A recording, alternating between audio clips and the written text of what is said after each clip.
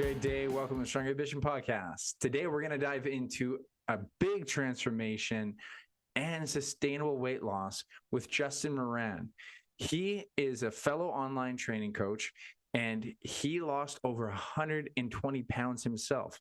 An amazing transformation, but believe it or not, he would tell you not to do it the way he does. And we're going to dive into what his principles are and how they've changed so much over the years. We're also going to talk about how clients really need to work on guilt and what's really wrong with the fitness industry on social media. If you're really curious about transformations and what goes into it, this is a great episode for you, and I'll let Justin tell his own story. So without further ado, here is Justin Moran. Good day, Justin. Thanks so much for joining me today. How are you, sir? Hey, doing well. Thanks for having me. Glad to be here. Well, it's great that we got to connect. We're both in a similar mentorship program, and I was so pumped when you reached out and I heard about your story. So I don't give too much of a precursor, the intro of the whole episode. So let's let you tell your story. Why don't you tell people about yourself, kind of where you grew up and stuff like that, and how you got into what you're doing now? Oh man, where do we begin? So, grew up, born and raised in SoCal, Southern California. Lived here all my life, and it was about 2012 that I was tipping the scales over 300 pounds, and basically to the point where you kind of stop looking at the scale because it's telling you that bad number you don't want to see anymore, and the number keeps climbing. So I think I was like 320, but I honestly don't know the exact number. And just kind of finally got to a breaking point. Doctor told me I was on the fast track to diabetes, and for some reason that just resonated with me. Whereas I'm sure he had said that to me before. But for some reason this time it just clicked. It was just right place, right time sort of thing. So immediately went home and signed up for a gym membership, decided to cut out soda. So this was like May of 2012. Haven't had soda since. Not that, and this is not me trying to demonize soda. It was just at that point, it seemed like the right call because I was starting my day with a Monster energy drink or a soda and an apple fritter every morning for breakfast, which, while delicious, maybe not the best way to start my day. And yeah, just really went cold turkey. Probably went way too extreme with it in hindsight, and I definitely wouldn't recommend anyone take my approach because I was cutting out carbs. I was doing copious amounts of cardio, and the fat was coming off, no question. It was coming off really at a rapid pace. And then it was just about learning to maintain it, which anyone who's been in that position knows that really is the hardest part. I think, and maybe for some people it's not, but I think for a lot of us, maintaining is really just the difficult part. But so I bounce back and forth between a million different programs. I think I've probably tried most of them or some variation of all of them, whether it's keto, whether it's low carb, anything like that. Heck, I think I tried carnivore for a little while. That's how many I've tried. I've forgotten which ones I've tried. And started getting into calorie counting and really taking a look at that, and just really trying to find that balance. And then fast forward a few years to 2020, that infamous year, when we all had a little bit more free time on our hands. I really started to get into coaching November that year, and was offered a position at a gym to be a personal trainer for like boot camp type classes, and then an opportunity to also coach people one-on-one and smaller groups. And I've loved it ever since. Especially at that point, it was exactly what I needed because during the day, sorry, I failed to mention my career. In addition to be a personal trainer, I'm also a high school English teacher, and so during the pandemic, I was really missing that because teaching online was just dramatically different, and none of us had that in-person interaction. And for me, I'm around people all day.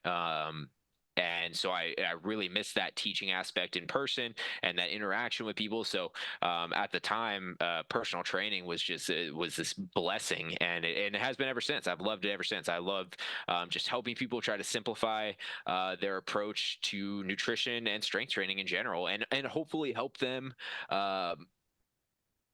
avoid a lot of the mistakes I made. While I was, I guess, arguably successful overall, I feel like I took a really extreme approach at times, and made it much more difficult on myself than it needed to be. So if I can help people avoid that, that's really kind of the goal. Really always is the goal, is when trying to help someone do something you've done, is you just want to make it faster and easier on them. It's like, no, I've been here. I just, walk this way. I've done those others to pass. This one's way quicker.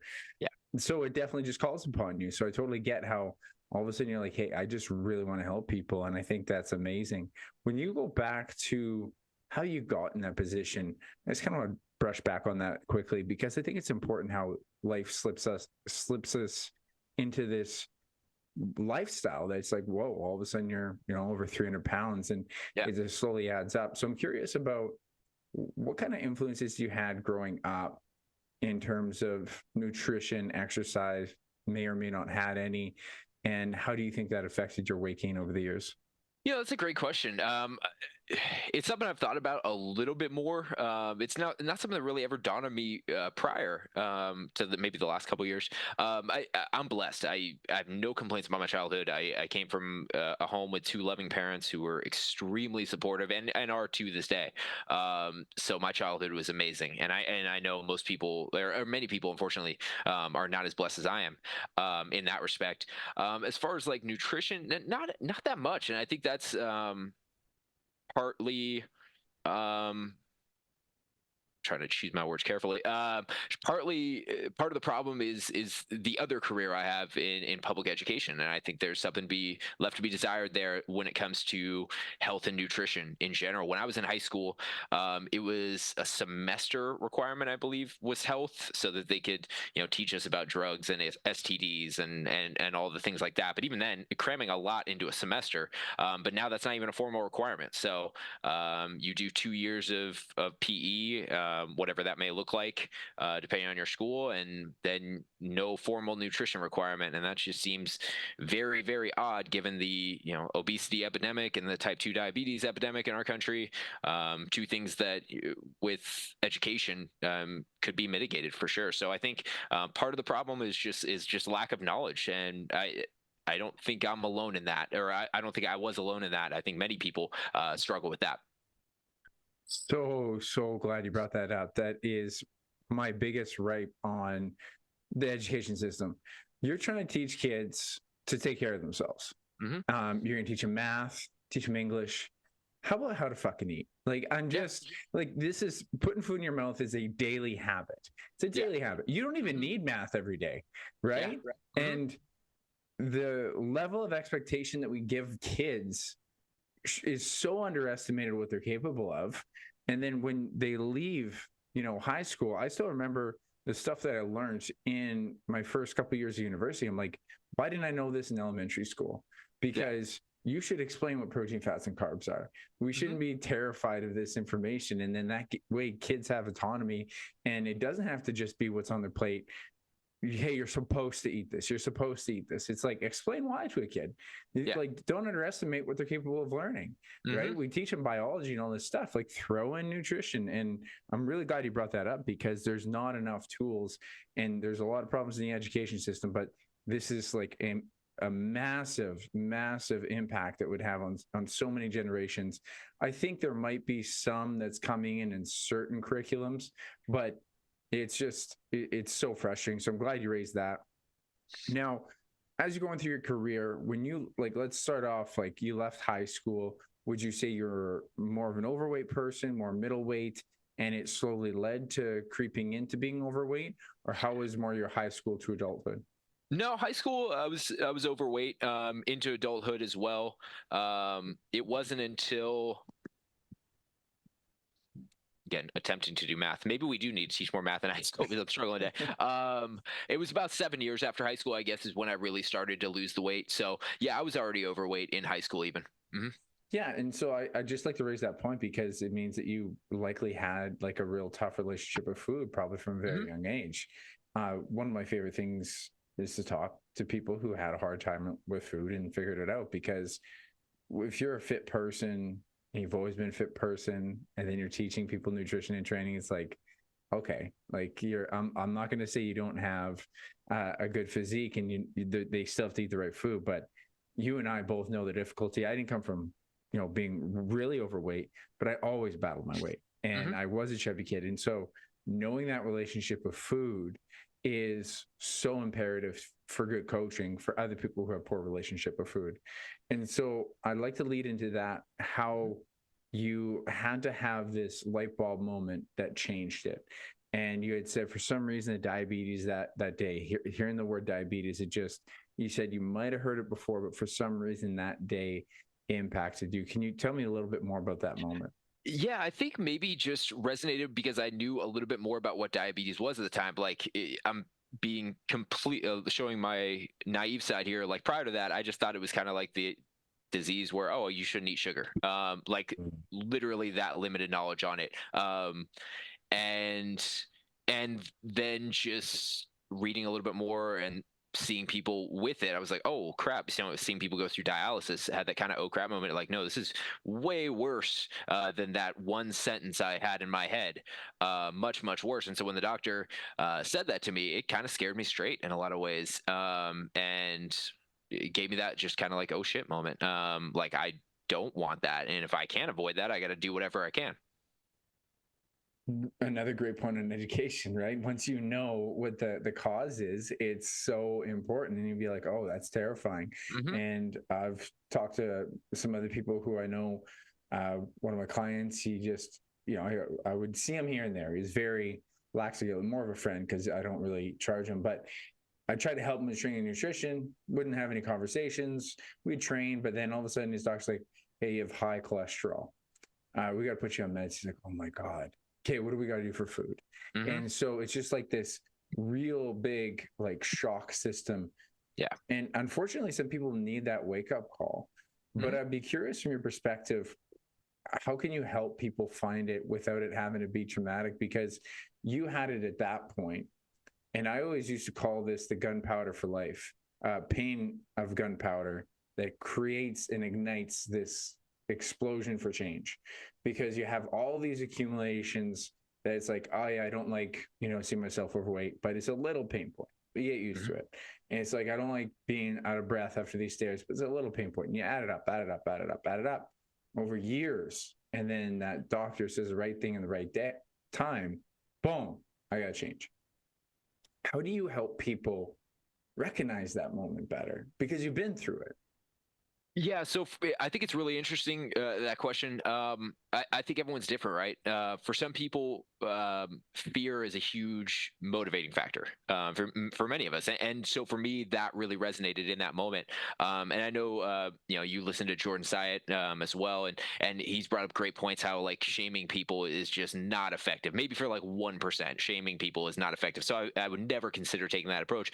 But for many people, it's just tapping into the emotion, and I don't mean that in a manipulative way, but I try to have conversations with people, and before I even suggest anything, like I want to hear them out, because more often than not, I find people will tell you their why, and it's usually deeply rooted emotion, sometimes tied to fear, but a lot of times it's it could be as simple as, oh, I've got a wedding coming up in 6 months and I want to fit into that dress, or I want to be able to play with my kids, I want to be able to get up off the ground when I'm playing with my kids, that sort of thing. So I think when you just talk to people and listen to them, more often than not, if you're coming from a place of sincerity, they'll tell you their why. Maybe they'll hint at it a little bit, but you can usually decipher what their why is just by listening. For sure. It's asking them why, like what would happen in your life if we Hmm. took you out of pain. I still feel like there's this gap in the system for us to help people, because you had that shock moment, right? And I think so many people need a shock moment. But I just, the information I try to push for people is start asking yourself your why. And you need to almost ask that question enough times that it creates your own shock, right? Like you Hmm. had just mentioned, everyone's different and everyone's going to have this moment in a different way. Hmm. And so because I try to get that why out of people, they still don't do what they need to do. It's very apparent: pain, diabetes, long term issues Or you could do the flip side. You'd be out of pain. You're going to feel good. You're going to have energy. All the things you want are there, and it's still not felt. And so my best education for people is to investigate themselves. My best encouragement is just keep asking yourself why. Like, don't let that question go, especially if it's uncomfortable, and keep asking until it hurts. Because once it now hurts, that what you're doing right now is very evident, and it's within your power that hurts to ignore it. That's when people start making change. But I mean, that's the best lens I have, because it's so hard when people still have this front up that is blocking them from action, even though it's kind of like someone still smoking cigarettes, although it's very evident of all the benefits. And I remember learning this way back at school, and they said the weight of reason is the most important thing. So it's like, yeah, you have the risk of cancer, you have, heart risk and longevity, all these things. You'll feel better. All these other things are on the one side, but it's like, I don't want to give up smoking. And that's just amazing how it tips the scales. Yeah. Right. Yeah. And the smoking is a great example of that. It's amazing how many people still do, despite the fact we've known for like 60 years that it's bad for you. That it's, and I don't think even the people who smoke, if you ask them like, is this bad for you? They would knowingly say, yes, this is. And still do, which, that's up to the individual. I have no issue with that. If they want to, I mean, that's on them. They're adults, but it's just amazing that juxtaposition, the information being out there of how harmful it is, and everyone knowing it and still doing it. Yeah, it's interesting dynamic. And it's just difficult in terms of if a person, it's just feelings, right? It's a person feels the way they feel about something. You have to make them feel powerful enough towards the discomfort, the fear. And so tell me what that was like, your first few steps into the fear, stepping into the new lifestyle and saying, I'm going to go after this. And tell me like about the bumps. Tell me about how all that went. Oh man. So like I'm very self-aware of who I am as a person, and I'm definitely the person who I need to go all in, or like I can't gradually do it. When it comes to fitness, when it came to fitness, like I needed to dive straight in. So at the time I was working, I want to say I started work at 4 a.m. And so I was at the gym at like 2 a.m.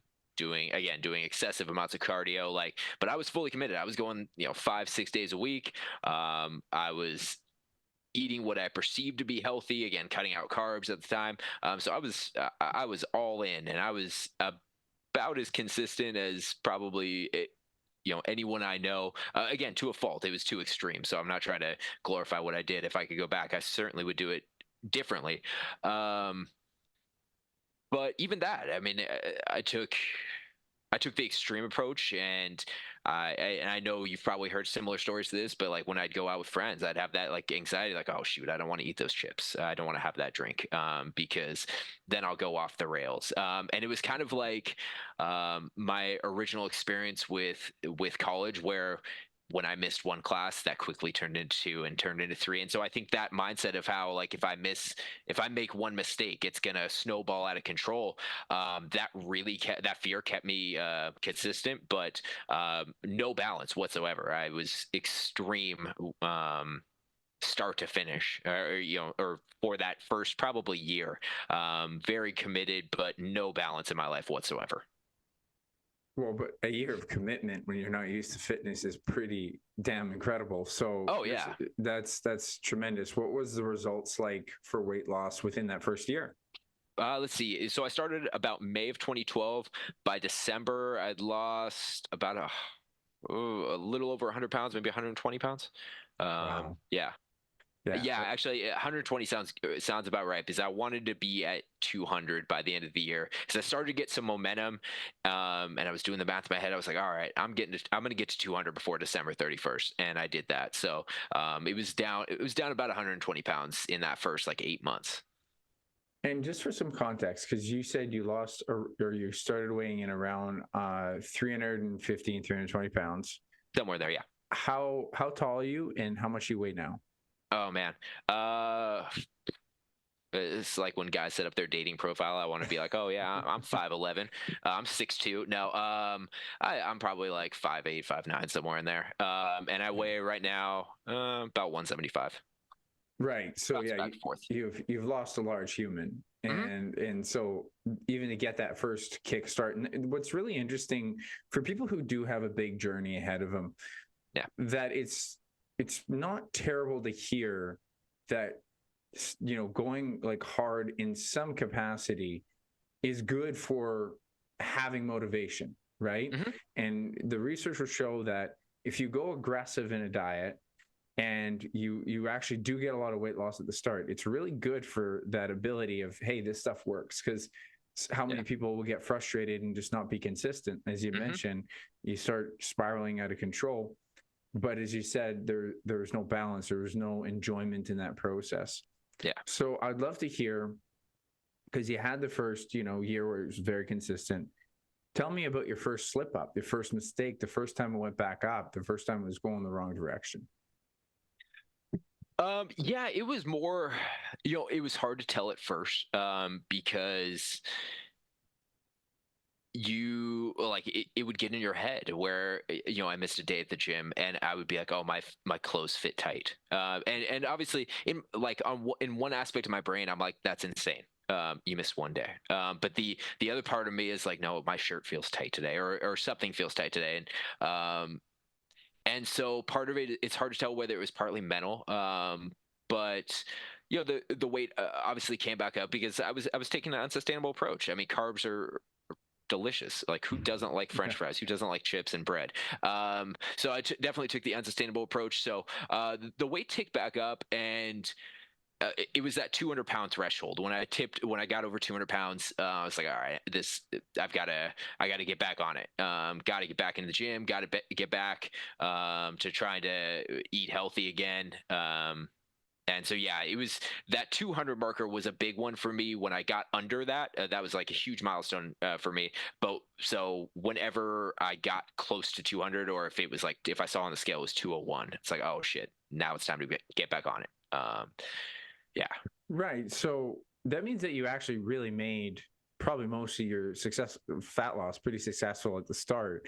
Hmm. And then it was just that, like you say, it was a weight loss maintenance. And I love that you brought that up. That's harder for most people because it's in the stats too. Yeah. I remember Lane Norton always refers to it, and he says that like 6 out of 7 people will lose a substantial amount of weight in their life.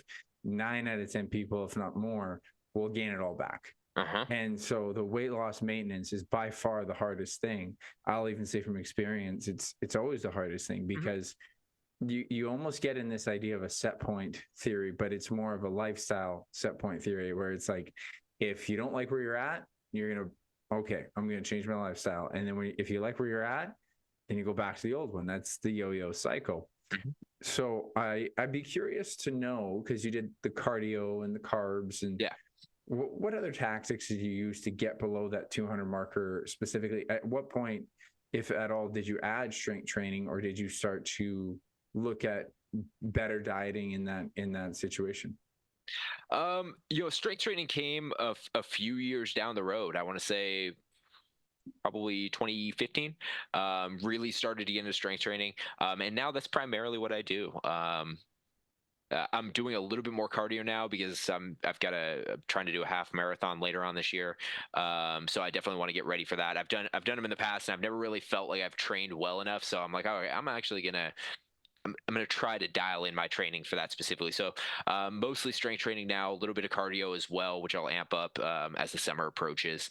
Um, but yeah, it's primarily just strength training at this point. But it took a couple years to get there. I don't know why I was so afraid of strength training. I don't believe. I wish I could deconstruct it better than that. I don't believe it was the whole notion like, oh, I don't want to get big and bulky or anything like that. It wasn't that. I think it was maybe just like intimidation, like I didn't know what I was doing.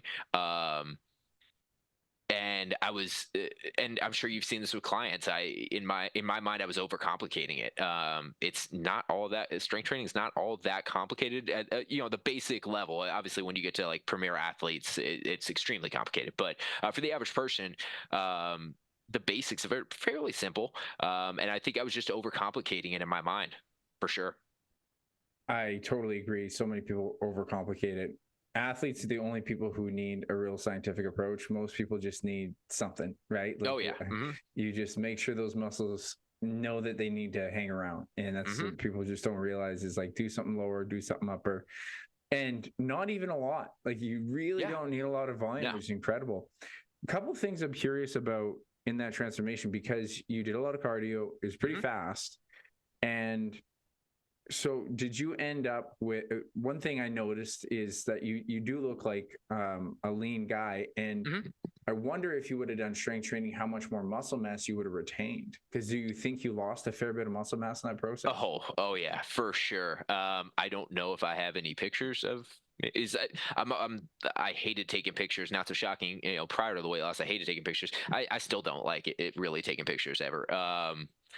And but yeah, there's some pictures of me where I'm pretty darn thin at one point. So I don't know exactly how low my muscle got, but it was very, very low. Yeah, yeah, and that's the tough thing about that fast Hmm. fat loss or Oh yeah. weight loss, more specifically, Hmm. right? Because you lost so much weight, and a lot Yeah. of it would be muscle tissue. Hmm. And what people don't really recognize is that if you're, over 300 pounds, you have to have a lot of muscle mass to physically move that around. Even Oh, if you're for not in sure. great shape, Hmm. you're stronger than a 150-pound person because Yeah. you carry around weight. And so it would be great at the end of your fat loss journey is if you maintain most of it, right? Hmm. And then that maintains the muscle, the metabolism better.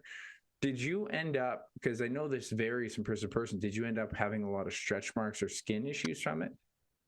Yeah, no, like I know I've read about people who get like really bad rashes and stuff from like the loose skin and whatnot, but I never really had that. But there's some stretch marks, loose skin, that sort of thing. Um, Not enough to where I've ever considered like the surgery to remove it, and even then, not that if someone wants to do that, that's obviously.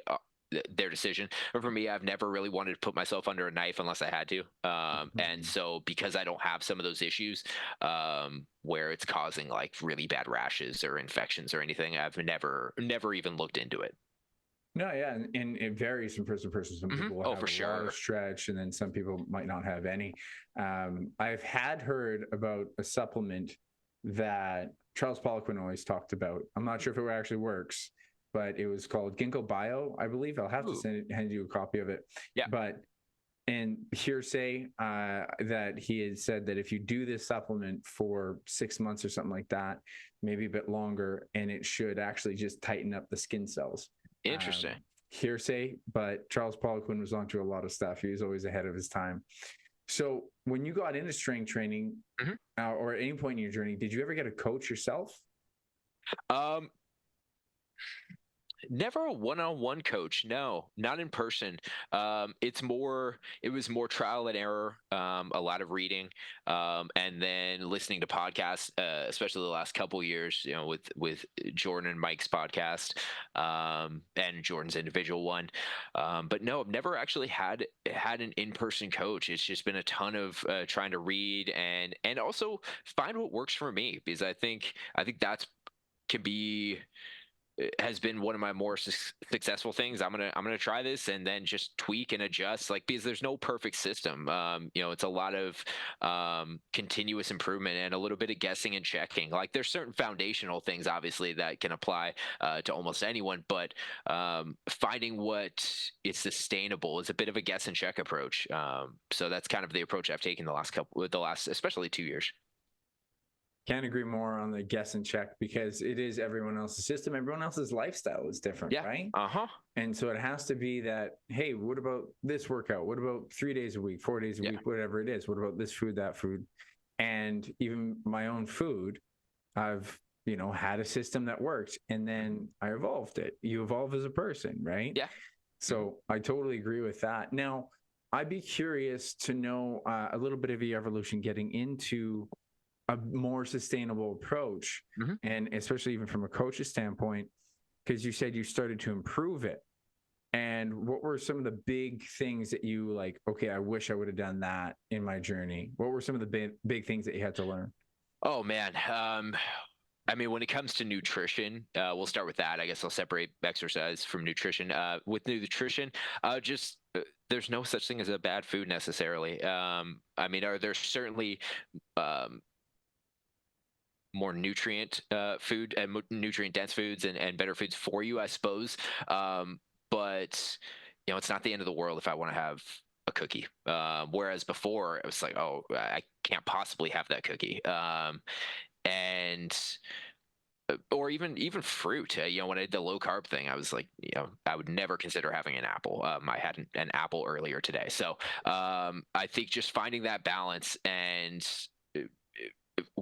working in some foods you enjoy to make it a little bit more sustainable, and everything in moderation sort of thing. And then when it comes to the actual strength training, I think less is more. I was killing myself into the gym on a daily basis. And don't get me wrong, you should walk out a little tired from the gym. You should every once in a while be sore, but you shouldn't be sore every day, or you shouldn't feel like you've been hit by a truck every day. And that's basically what it was. And I had that bro mentality where it's like, oh well, I got to get back in there. Sweat is fat crying or whatever stupid other expression people use. And that was very much me. And I was, again, I could spend hours in the gym and I wasn't happy unless I walked out or stumbled out of there drenched in sweat and completely sore from the workout. And that's just, it may be because I'm getting older, but I don't think it is just that, but that's not sustainable. On a physical, I mean, it's not even good for you physically. Your body's just going to break down. You're going to tear something, you're going to break something. And on a mental level and emotional level, you're going to get burned out quick. And then the worst part, and I'm sure you've seen it with people who use other programs, the client feels like the failure, like, oh, I couldn't maintain it, I'm not committed enough. And it's like, no, the system you were using was ridiculous from the start, and you were trying to kill yourself in the gym, and no one could do that. You were trying to kill yourself in the gym while eating 900 calories. And no one could possibly do that. And that's what kills me, is when people feel like the failure when the program or the system they're using is just atrocious. So well said. That is so critical for people to hear, that you're not completely the problem. There might be problem behaviors to work on, but Oh yeah. if you've given it your all on a program and the program isn't working, it might not be a good program, especially if it's requiring any more than an hour out of your day, more than 5 days a week. It might not be the program for sure. And it's heartbreaking to see. I always feel for yo-yo dieters, because that's who I was. I was someone who would work so hard, do all the cardio, do all the low dieting. I at least had a sense of good amount of protein in a diet. I had a good planning sense, but the absolute restriction away from the foods you love, then it's just a ticking time bomb, because once you get somewhere as you want to be, then it's like, okay, let's enjoy, right? I literally give myself permission at that point to do whatever. And that's going to be a problem, because I can do a lot. And that's how you just basically are just anteing up how much. I always call it the willpower pendulum, because instead of like a yo-yo diet, I see it works more like a pendulum of will. And it's a giant mace of a pendulum, and you pull back that pendulum, and the harder you pull it back, the harder that you're pulling back, the harder you pull back, and the more it's going to swing fucking uncontrollably hard the other direction. And it literally you'll feel the need to go hard the other way, because you're capable of going back, and you're actually going to go right back. That's actually what you're going to do. Yeah. So you do the 900 calories, and then you kill yourself in the gym, and then you're eating on the weekend. Well, he's like, well, I guess I got to go back to the 900 calories and killing myself in the gym. Yeah. And because you know that you're going to do that on Monday, you're eating so much more on Friday, Saturday, and Sunday. And that's the cycle that it takes a while to break. So I'm really glad you raised that point, and especially not to make the person feel like it's their fault. I'd be curious what kind of influences you had that really started, like it could be Jordan Said or whoever, who really like gave you some aha moments that you needed to hear on your journey. I think it was probably Jordan Said. I mean, there's a handful of really good people out there, but I think his was the message that resonated the most with me. One piece is just simple, which I don't. That doesn't mean it's bad or it's stupid or anything like that. I just mean it's easily understandable, which I think is the most effective way to resonate any message is with simplicity. And just a lot of relatable experiences, especially listening to some of his the people from his inner circle when he has them on his podcast, listening to their struggles, and you're like I'll be listening, I'm like, oh shit, I experienced that. And so it's slightly comforting to hear that people had the same struggles as you. And I don't wish for people to struggle. I don't mean to sound like that, but when you hear that other people went through the same things you did, you're like, holy crap, I'm not alone in that. And it makes you feel like this little bit of comfort, like that it's a little bit more common than as I thought it was just me. Like some of those struggles with finding balance. Whether it's with exercise or nutrition. I think a lot of times we think we're isolated, and what we're going through is just us. In reality, a lot of people experience some of the same issues we do. So true. It's this idea of hearing someone else tell your story, right? From the positive end of it. And I always feel like we really are telling stories a lot of the time so that your human experience becomes more of a reality. Because when you tell someone the way you feel about something and they show some empathy and some sort of reaction to it, now your experience feels like more of a reality. Because if you've never shared something with someone, it's only just in here, it's in here. And then you're also questioning if it's a legitimate emotion that you feel. But once you've had that, and then you hear someone else say a similar story in their lifestyle, and it's like, I'm not crazy. This is a really difficult thing, or this is a really incredible experience. So I totally understand that. And I think it's great to hear that. Sorry, keep going. Oh, no, my apologies. I was just saying, I think this is like probably an understated issue for guys in general, because I think a lot of us don't really open up and don't I wouldn't say that I'm probably more open than I've ever been. I don't really share details per se. Like this is totally unusual for me. Most people who know me would be shocked I'm being this honest, open and honest about things. But I think, yeah, a lot of guys just don't really like talking about some of these, personal issues. So, hearing whether it was male or female guests that he had on his podcast, it's like, oh crap, other people do experience this. This is interesting. So it's almost like being able to share without having to share. And it was kind of nice hearing those things. Really good point that guys don't like to share, and it's very easy for guys to not want to get up into the weight loss, fat loss, culture. It's more of the some guys might want to gain size, but actually as they get older, they want to care less about it. It's very rampant in the female culture to worry about weight. It's a pretty constant thing. But as guys get older, they might eventually realize, yeah, maybe I don't want a gut, but women almost always want to look good in a bikini for most of their lives. And then men just get used to ignoring it. That's why the dad bod fad was a thing, right? Yeah. And it was like a part of our social acceptance of, yeah, it's a dad bod. And guys could almost wear yeah, I got a dad bod. It's like something you can be proud of. But in actuality, you're not proud of that. No. That's not a good thing. And so I'm really glad you raised that. If you were to, let's play a game here. You're going back to talk to your former self. Yeah. And you want to make it easier on your former self. And you got all the same intents, you're ready to make change, just like he came from the doctor's office. What would you tell him to do different? And what would you tell him? And the other thing is, what would you tell him to prepare for? Oh, man. Definitely do different, incorporate strength training, no question. And just the idea that less is more. You don't need to kill yourself in the gym.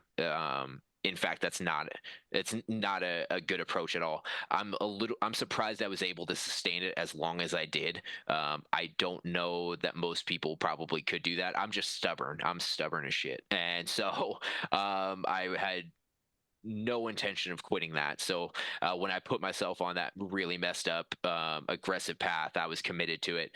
So definitely less is more. Working some strength training. It's not the end of the world if you miss one day.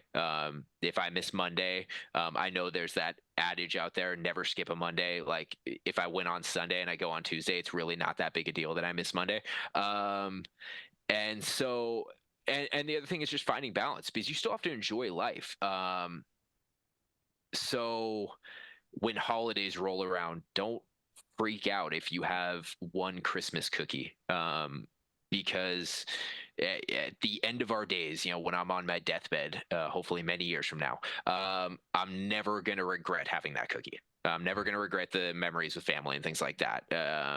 So I think being able to find balance between being committed and still enjoying life, I think, is such an important thing to do, and to not freak out. So, but on the flip side of that, the thing I would tell myself to prepare for, there are going to have times where you feel like you've put on a little bit of weight, and that's okay. I think like when people come out of Thanksgiving and Christmas and they've put on 5 pounds, okay. I mean, it's 5 pounds. Who cares? You had a great time with your family on Thanksgiving. You had a great time around Christmas. Maybe you went on vacation. Just get right back on it when you get back. It's not the end of the world if you put on a couple pounds. I think if we normalize that, that'd be so much better. Just enjoying life a little bit, and then okay, well, it's just like I've heard people compare it to spending. If I went out and had a fun evening with my friends, and I spent a little bit too much on Saturday, all right, I'm gonna make sure I don't spend that much on Sunday, maybe cut back a little bit on Monday, dial in my spending a little bit, that sort of thing. So I think just being prepared for that, knowing that it might creep back up a little bit, and that's okay. That life happens, and you just get right back on it right after.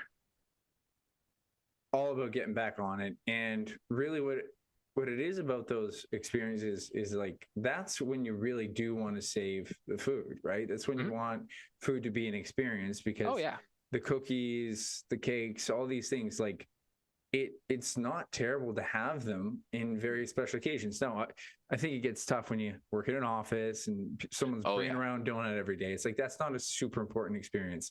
There's a lot of fucking birthdays in the office. So maybe we just don't worry about every single birthday. Maybe worry about your own birthday and your loved ones' birthdays. Exactly. And eventually maybe you could get to a skill where you know how to make it fit your calories. You can have half a piece of cake, but the value of that food is so important to be seen as an experience shared with others predominantly.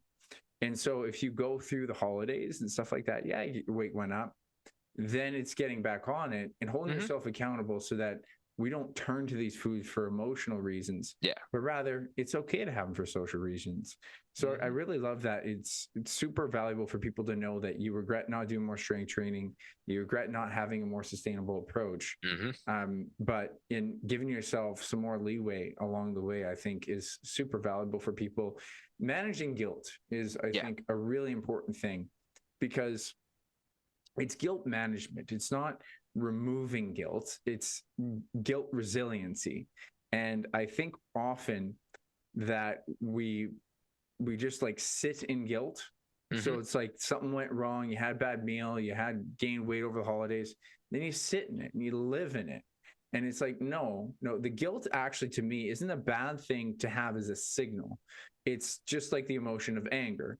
Anger can be a dangerous emotion, because if you're angry at something that you can't control and you take it out on someone else, that's stupid, right? But if you're angry in a moment that you need to defend yourself or a loved one, very useful emotion. We have all emotions for a reason. And so guilt is telling you, hey, you didn't quite keep in line with your values. Listen to it. But then, as you mentioned, like, forgive yourself. Like, you don't stay in the guilt. You look back at it. Okay, I did this. I'm not going to live in that feeling, but it's an important thing to reflect on how you can improve in the future and then move forward. So I love hearing that's one of the big things that you wish you had. Well, yeah, and the guilt is like totally damaging for people. And again, this is like a common theme. I'm sure everyone who listens will have experienced this, where you go out on a Friday night and you have one bad meal, and then you feel guilty, and then the weekend is off the rails. Instead of just being like, okay, I had one good meal with friends and family, I'll get right back on it tomorrow. Nope, they go the rest of the weekend and just eat whatever, and it's like, oh, I'll get back on it Monday. So sometimes the guilt can actually like really make that situation worse, where one day turns into 2 or 3 or 4. I heard a quote about, I think it was a Jordan Sack quote from someone, and he's like, it's like if you notice you have a flat tire and then you decide to slash all the tires. Mm-hmm. I tried to explain that to my girlfriend the other day, and she didn't really get it. It's like, why would you slash your tires? Like, that's kind of the stupidity of it. Yeah. But I prefer to say that it's like falling down and then thinking that you should roll down the hill anyways. Yeah. And really, it's like you're on an uphill battle. And it's like, if you fall down, yes, but don't stay down and get back up. And it's hard to get back up. Yeah. But if you have that moment of, okay, push up, it feels uncomfortable. You push against your instinct to roll back down the hill. That's where the real long-term change happens. So I'm glad you raised that. I'd be curious because you've been now a coach for, 4 years. Yep. What are some of the biggest lessons you've seen from working with others through their own struggles that you think more people should know about? I think a lot of times it's like, it's just letting people know that one meal isn't that big a deal. Like I had a woman, a client at one point text me, and I was at my other job, I was at the teaching job, and was like, oh my God, Justin, I screwed up so bad this morning. And, so between classes, I text back, yeah, what's going on? And she's like, I had a donut for breakfast, and just felt like this monumental failure. And it was from like Krispy Kreme or something. I look it up and it's like 250 calories. And so I let her know, like, look, is it the best way to start a day? Probably not. But is it the worst? No, absolutely. And does it mean the rest of the day and your progress is screwed? Far from it. Yeah, you might be hungry pretty quickly, so work in some protein, work in some fiber, drink some water over the course of the next couple of meals. But it's, so I think there's a lot of examples of that, and also where people just need to zoom out a little bit. I had a guy who was down 40 pounds in 5 months. So about 8 pounds a month. Incredible. He felt like he wasn't honestly felt like he wasn't losing it fast enough. And I was like, let me ask you a question. If I told you were going to lose 100 pounds in a year, feel pretty good about that, right? He's like, yeah, well, yeah, absolutely. I'm like, you're on pace for 96 right now. If you keep that up, extrapolate, you're on pace for 96 pounds in a year. Your progress is incredible. So I think a lot of times we are just our own biggest critic, and we're way harder on ourselves than we would be on anyone else. I often have to tell people that, like,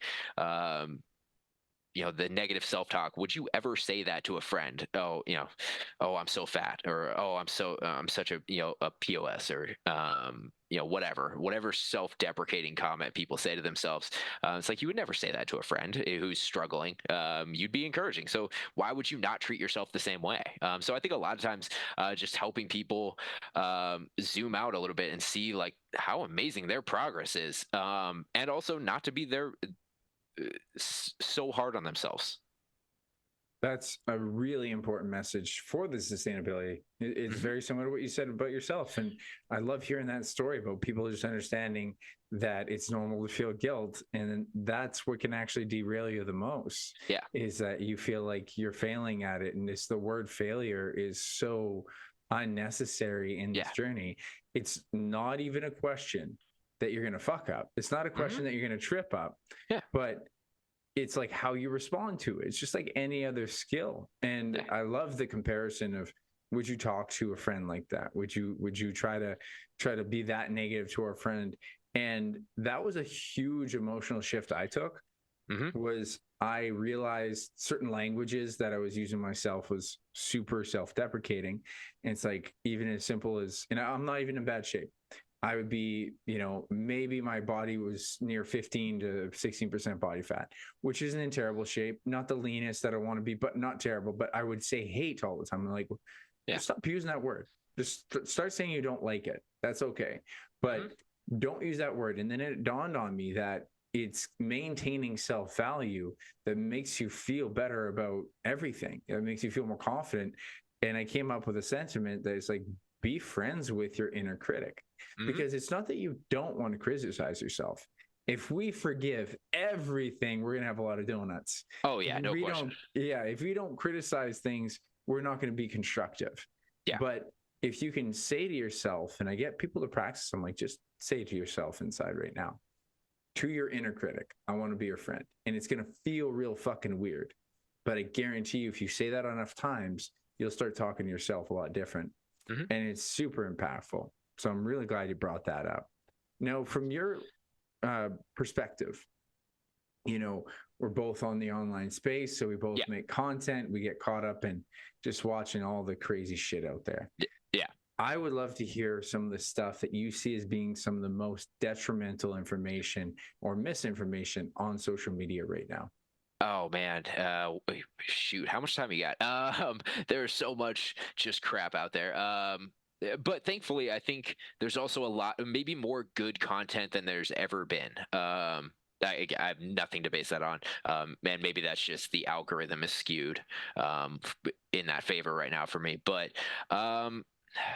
you know, I always cringe when I see the videos of people walking through the grocery store because, like, there's times where it's really good, it's helpful, like, oh, here's a good alternative, and that's okay. But other times it's like, oh, you've got to buy organic and you've got to buy this super expensive product, and the average American is and this is probably worldwide, I shouldn't just limit it to America, but the average person is just really struggling financially. Even if even if you're not living paycheck to paycheck, everything is so freaking expensive right now. So to walk through a grocery store and be like, "Oh, you can't have this because it's not organic," which is even more expensive, I just think is cringy and lacking awareness with what people are struggling with, and it creates this perception like, "Shoot, I can't afford to get healthy." And I just don't think that that's the case. That's definitely not the case. Sure, are there some things that might taste better if they're more expensive? Yeah, I'm sure there are. There's meal prep services are maybe better for some people, but they're too expensive. But I don't think that affordability is necessarily as big an obstacle as it needs to be. So I always hate it when people do videos like that. And then just the ones that, push supplements like, oh, you've got to buy the supplement to lose weight. No, like there's some good supplements out there. I'm not knocking, people take creatine. I've had protein powder today. So I've got nothing against some supplements, but if you can't afford the expensive supplements, doesn't mean you can't get healthy. But I think that that's the perception some of that content creates. And then just some of the overtly cringy ones about, expensive detoxes that are, $100 that for a 2-day supplement that will completely reconfigure your DNA so that you'll be lean by next week. I mean, it's unreal some of the claims people make online. But it's so convincing, and you see the person and you're like, oh shoot, they're ripped, they must be telling the truth. We're a very trusting society at times, so any of the above, and I'm sure I'm missing a handful of things. Well, there's so much, but I'm glad you raised those. Those are a couple of big ones that I really hate. Is the fear mongering at grocery stores makes people feel completely like incapable of decisions. Not to mention when you actually talk to a client or trying to help someone, maybe a family member, like my mom's terrified of protein powder and like the things that are in it. I'm like, look, I don't know what makes you think that. This is probably the healthiest thing that you can have, and you're not having enough protein. So can you explain to me what's proven to you that this is an unhealthy thing? And they just say chemicals, right? People just say chemicals. There's chemicals, and it's like, I understand that there's dangers in certain actual synthetic chemicals for certain people, but it's like, you just need to actually list out what a chemical is. Yeah. And as soon as people hear dihydrogen oxide, it's like H2O. Like that's all it is. It's just that these are very chemical oriented compounds that you're not going to always understand. And I'm not saying the FDA is perfect, but I guarantee you, if you don't listen to any of that, most of your problems are going to get solved. There's only going to be a handful of people at the far end that, hey, I'm actually sensitive to this. And you really can ask yourself, does this processed, quote, healthy food, like a protein bar is a prime example, where it can work for some people just fine. It'll have protein as long as it has a good ratio of energy in it, like for calories. it can work just fine. And then another person, oh, they get bloated, they don't digest it well. Yeah. And so there's going to be those situations. But saying that things are literally poison is so difficult when it's just not the biggest problem that we have right now. Yeah, I think the best one is when people at the grocery stores like flip over and look at the ingredients, which don't get me wrong, it's good to flip it and look at the nutrition facts, but they'll be like, oh, look at this word. I can't even pronounce that word. It must be bad for you. So I'm like, okay, so your shit vocabulary means it's bad for me. Like, why not take 5 seconds to go to Google and look up what that actually is? That's my favorite one. By far, it's not an argument to say I can't pronunciate this, so it can't be healthy. Yeah. And again, I think it is a complicated world now, understanding that there are things within our system and our food system to be more optimal. It's, I think, getting really complex in the world of plastics and how much plastics has an effect on us. And I think when I learned that in the health industry, I was like, fuck, something else we got to worry about, right? And it is already hard enough to diet and exercise consistently, and there are issues. I'm not going to ignore all of them, but I think people should pay attention to like the big rocks. And you can do so much more with appropriate calorie intake and some exercise. So, and as you mentioned, you know, the detox is another great one, because it sounds like it's something that you want your body to do when you're not living well. Well, I want to get rid of the toxins that are in my body, right? Yeah. Your body does that for you, right? And if you have a healthy diet, it's going to happen. It's what the liver does. There's nothing you can do outside of giving it good food that's going to detox it. So I'm glad you raised that one for sure. So I'm curious, let's talk a little bit more about your program. What makes your program unique from others? You know, that's a great question. I think, again, just coming from my own personal experience, I can speak to, and I don't want to be that. I always hate when people are like, "Oh yeah, I've been there," like, and they say it just like without sincerity. But I've made a lot of mistakes, and I've gone the extreme approach, and I think I am empathetic to that because a lot of people see that and they're like, oh, I don't have time to go to the gym 7 days a week. So okay, well, what do you have time for? 2? Okay, let's program 2 days. That's fine, we'll start there. And if eventually you find that you can work in a third, we'll program for that. But we're gonna start. So that's always my goal. I'm gonna meet you where you're at, and progress may be, and I'm also honest, progress may be a little slower than you want, than you have in your mind. But that's okay. We're still going to make progress, and you're going to feel better. And oh, by the way, you're not going to have to cut out every food that you love. We're going to work on finding balance. So just the simple, sustainable approach that, kind of to circle back to the question you asked me earlier, that kind of approach that I would advise myself when I was getting started out.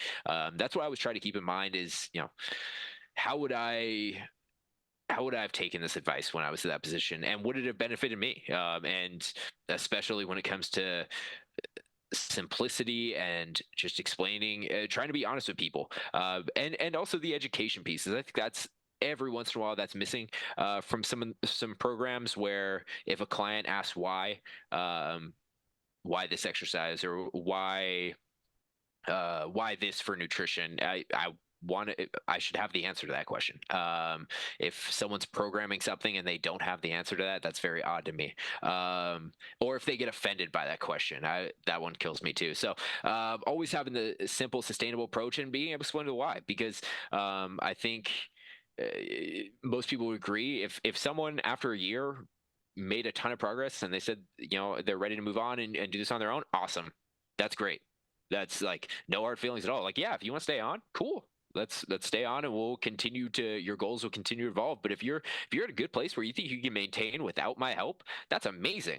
That's the goal. I mean, if for as many people as possible to find a sustainable approach, and to be able to have the confidence to do it on their own. That's great. It's really what people need. People need to hear more of that, because it sounds so complex. As we mentioned, social media makes it sound terrifying now, and that's the hardest thing. And really, once you get down, I'm very similar to yourself. Is if I go back to myself when I first started this journey, it's like, man, it's like just a handful of what you're doing is going to get you there. You just got to be patient for it, right? And you got to let that slow drip happen. And once you've done that, then you know what you're capable of. But I love this. This is great. Why don't you tell? I would love to know this too. Yeah. This is a Strong Ambition podcast. So, what's your most recent ambition? Oh wow, that's a good question. Most recent ambition, I guess, on a couple different ones. One, I am training for that half marathon, so I've done them a couple times before. But Disney has like their run through the park in September 8th, I believe. So at first, when I got online, I was like, all right, I'm gonna do the 5K, and then that sold out while I was in the waiting room. And it's like, okay, I'll do the 10K, and then that sold out. So I was like, oh. Christ, I guess I'm doing the half marathon now. So training for that, and again, I've done them before, but I've never really felt like I was in peak condition cardio wise. So really trying to dial that in and get ready with months to prepare. And then just on a personal one, trying to expand the online coaching business and help as many people as possible. So if that's working with coworkers, which I've done, that's great. Working with them one on one. Because I think that's the hardest thing for people is just realizing that they can find time in their busy lives to actually make some progress. I love that. And I definitely love the half marathon. I'm more of a strength trainer, but I've been through, and I think it's healthy for people to go through that as like an event, to go after something that's different. Like just go after an event, work towards a date. And I can tell you my last half marathon I did, it was just during the COVID lockdowns. And that was one of the hardest challenges, but I loved that. Like I've been through it once, but then to do it again, to give yourself that second shot, be like, can I do it better? And it gives you so much excitement. It gives you like discomfort. It gives you uncertainty that you need a challenge. So I think that's beautiful. Well, thanks so much for hopping on here, Justin. I'll have to have you on again in a year or so to hear how things are going, to hear how the run's going. But this is a lot of fun. So thanks for hopping on here. Why don't you tell people where they can check you out? Yeah, no, thank you for having me again. A great time. So look forward to coming back on whenever I have the opportunity. But you can find me on Instagram. Healthy Habits for Busy Lives is my Instagram handle. So check me out. And any questions, happy to help wherever I can. Awesome. Thanks again, Justin. All right, thank you. Thanks again to Justin. Really cool to hear his story. Losing over 120 pounds is incredible. There's a small woman that is so much weight, and for how big his frame is, that's really difficult to do. And he was just so determined, as he said. Hearing how it was just the words of the diabetes, it reminds me of when I had Mitch on, and Mitch said hearing that he could be a statistic, and he didn't want to be a statistic. We need to have sometimes these light bulb moments, these triggers, these explosions. To me, it reminds me of injuries, because commonly it can happen where you have issues that are going on in the hip joint or maybe in the shoulder, and then one moment of impact and boom, you tore your rotator cuff or your ACL goes. And it was actually an accumulation of poor behavior prior to that, and you didn't realize it. You're forming in a different way and you didn't realize it. And hopefully you're not in a situation yourself where you need to have this light bulb moment, but people need to hear that you got to ask that question. Why would you want to change? Why do I need to change? Why am I still okay with this? And you don't want it to have to be a painful thing, but sometimes that's what people need. And hopefully you're not in that situation. But if you have anyone in your life that has that challenge, get them to continue to ask why they wouldn't want to be in that situation, why they would want to change, and encourage them to really investigate it, to really ask that question again and again and again until they know they have to do it. And that's the only way you can really, encourage yourself for change, is when you've pushed the emotion to the surface so often, you have to do it. Then he had a really good, interesting point. Like, I wouldn't do the way I did it. And I thought it was super interesting that he's just, no, it wasn't a good idea. I was determined. But he is a bit of the exception to this concept, right? Because so many people try to go to that extent and they fail, or they try to go really hard. And how many people could sustain low calories and, a ton of cardio for a year? Like, would you want to do that? He was luckily very determined, but then as the weight started coming off, luckily he was educating himself at that point, from what it sounds like, and he found a more sustainable approach. And he even said, I wouldn't tell anyone to go through that path, which is so valuable for people to know, that sustainability is the preferential choice. And as he mentioned, how simple it is. I totally agree with him. If I could go back and talk to a former version of myself, like, whoa, whoa, whoa, you don't have to do that. Just go for walks more often, get off that treadmill, get off that cardio gear. Just, make it way more simplified on yourself. But sometimes you have to go through a journey to know that that was an inappropriate path. And hopefully these messages are getting out to more and more people. I really valued, my favorite statement from his was, sometimes the people think that it's their fault when they're following the program to a T and they're working really hard. And that is truly such a heartbreak. I thought that was such a good sentiment.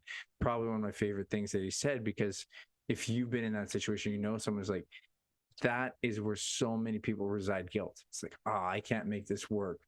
I'm a screw up. I'm a failure. Clearly it's my fault. I can't lose weight. There's something wrong with me. And if you're doing a program and you're doing it hard, you're following all the methods and you're not losing weight, it's probably the program, right? It probably is the program if you're following all the steps.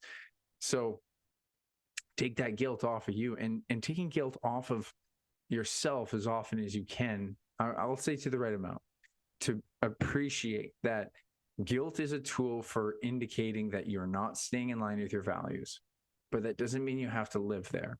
It's no different than any other mistake. If, you're playing a sport, I'm golfing, and I swing and the ball goes in the wrong direction, I'm going to feel upset that it didn't go in the right direction. I don't stay in that emotion in the next golf swing, because if I did that, I'll probably go to the other side of the fairway into the other trees. I'll just go back and forth, zigzag, and I'll have a terrible hole.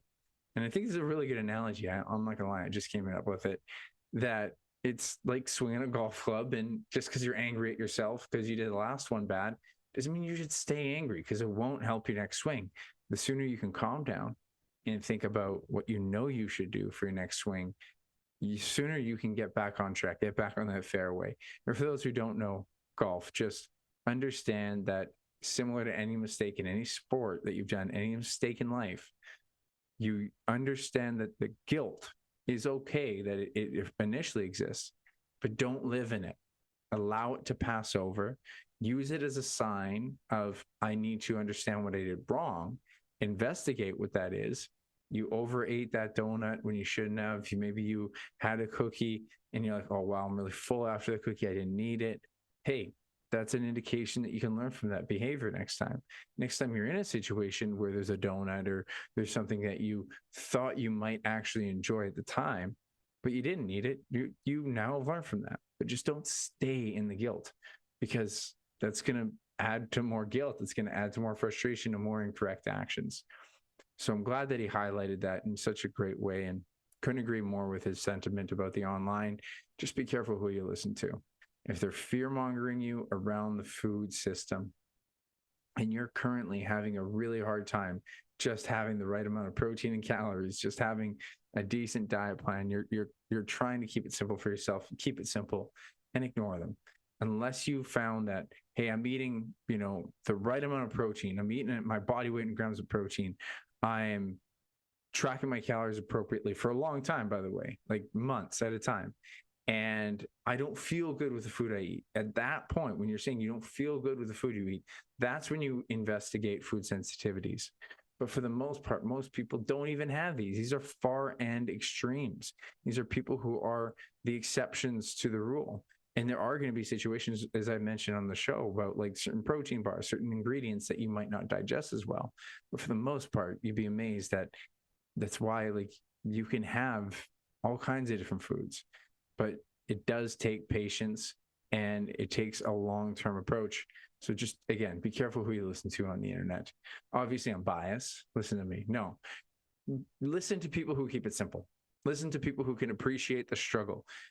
People like Justin, who have been through it and can appreciate, man, this stuff's tough enough. We don't need to make this more complex. Listen to the people that are more in line with what sounds honestly logical, rather than the far end extremes.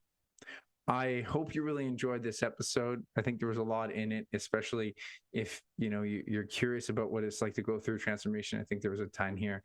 And so go check out Justin's stuff. He's got his own Instagram account that he posts all the time. And I think he's got great values with his program. So I'm super glad that he came on. And thank you as a listener. I really appreciate you as a listener.